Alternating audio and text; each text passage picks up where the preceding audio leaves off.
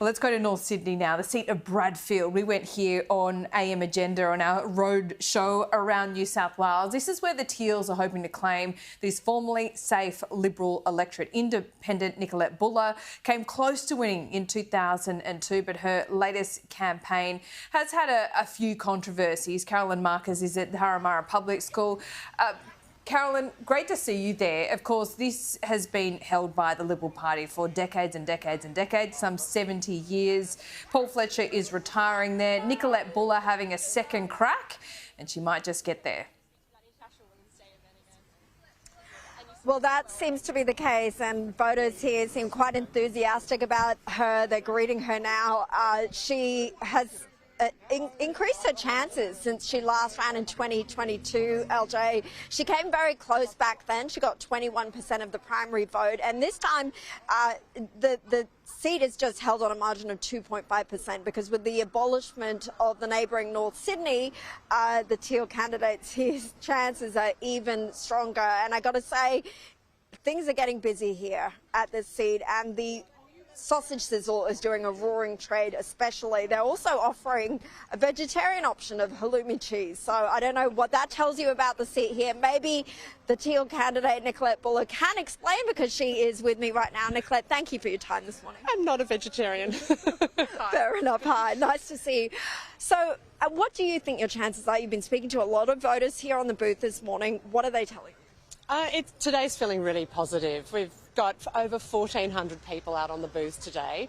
The sun's out, so there's a bit of a skip in people's step. There's change possibly, there's a lot of hope, and there's a lot of really good camaraderie. No matter what team colour people are handing out for, it feels good. It's always been a Liberal seat since 1949. The Liberal candidate, Giselle Kaptarian, also a very strong candidate. Are you hearing from people that you've got their support, or do you think that this could be another close call for you? I think it's going to be really close. You're spot on. That is a really strong Liberal candidate, and I think people, though, realise that the cost of living crisis that we're in doesn't just happen this week. It's been happening for decades. So, I think people are actually up for a change as well, but we're just not going to know until maybe not even tonight. I think it's going to be a very, very close call today. We've spoken about this before. You've been open in addressing some of these controversies. There was the hairdresser incident where you apologised for an inappropriate remark. There were the power pole core flutes where you paid a marketing company to put them up, but you say you have legal advice, and the anti-Semitic comments that a volunteer of yours made in the last campaign. Do you think those controversies are going to impact your chances today? I think what people really want from their politicians today is the chance to vote for somebody who's going to really be loyal to them and break through some of the challenges that they're feeling. It just hasn't been harder to pay the bills and put kids through school, and families are really feeling the pinch. So when we're out and about, we hear people want to vote on the issues and the policies that matter.